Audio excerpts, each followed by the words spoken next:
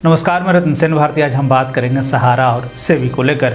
सहारा की मुश्किलें कम होने का नाम नहीं ले रहा। सहारा इंडिया की खबरें आए दिन मीडिया की सुर्खियां बनती है। इसका एकमात्र कारण है सहारा के निवेशक अपने पैसे के लिए सहारा की ओर देख रहे हैं कि उनकी मैच्योरिटी पूरी होने के बाद भी कंपनी की तरफ से पैसे नहीं मिल रहे हैं। ऐसे में सहारा के निवेशक सहारा पर केस कर रहे हैं, तो वहीं दूसरी तरफ सहारा सेबी की नज़र में भी आ गई है, जिसके बाद अब सहारा पर सेबी की भी नज़र बनी हुई है। ऐसे में सहारा दोनों तरफ से फंसी हुई है। कहा जाता है कि सहारा इंडिया में गरीब निवेशकों का पैसा सबसे ज़्यादा है। इतना ही नहीं, बिहार, उत्तर प्रदेश, राजस्थान जैसे राज्यों का लाखों करोड़ रुपए सहारा के पास जमा है, लेकिन सहारा ने उनका पैसा नहीं दिया है। सहारा को लेकर नया अपडेट जो सामने आया है उसमें यह बताया जा रहा है कि सेबी ने सहारा इंडिया रियल एस्टेट कॉरपोरेशन के प्रमुख सुब्रत राय सहारा से 6.57 करोड़ रुपए की वसूली की।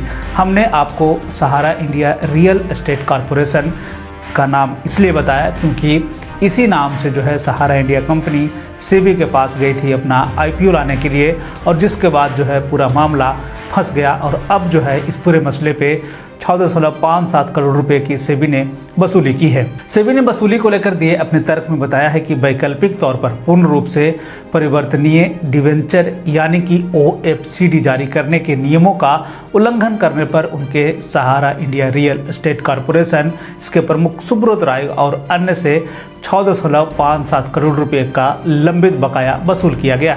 ऐसा अनुमान लगाया जा रहा है कि इस वसूली के बाद जिन निवेशकों का सहारा से नुकसान हुआ है उनकी भरपाई की जाएगी।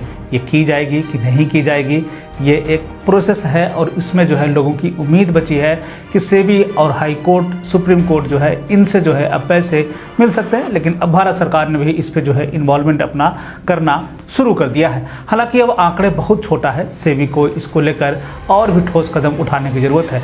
आपको बता दें कि सेबी ने दिसंबर में सहारा और कई व्यक्तियों के बैंक एवं डीमेट खातों को कुर्क कर दिया था। सेबी ने जून 2022 में उन पर 6 करोड़ रुपए का जुर्माना लगाया था, जिसका भुगतान नहीं होने पर वसूली की प्रक्रिया शुरू कर दी गई थी।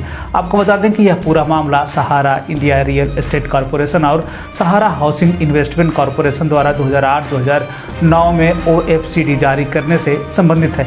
इस पूरे मामले की शुरुआत यानी कि सहारा में जितनी भी गड़बड़ियों की शुरुआत होती है वो साल है 2008-2009 का, और वही OFCD का मामला था जिसके बाद से सहारा में गड़बड़ी की पहली खबर सामने आई।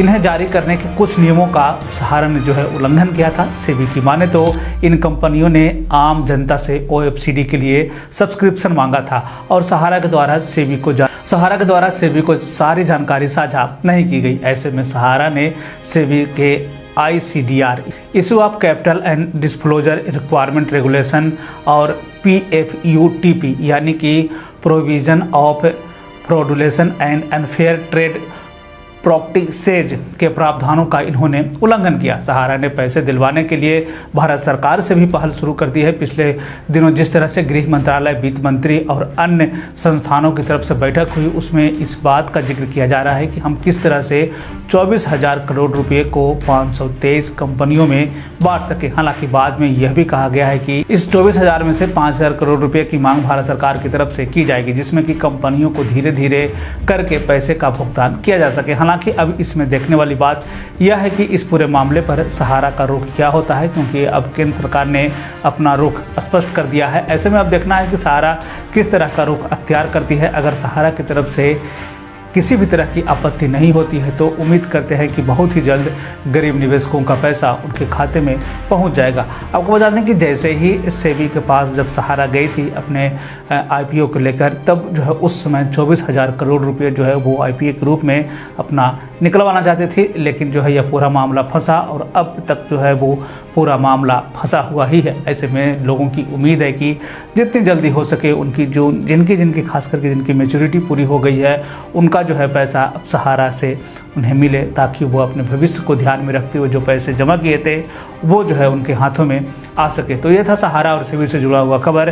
बिहार और बिहार से जुड़ी हुई और भी ऐसे खबरों के लिए बने रहे हमारे चैनल के साथ। मुझे दीजिए इजाज़त। धन्यवाद।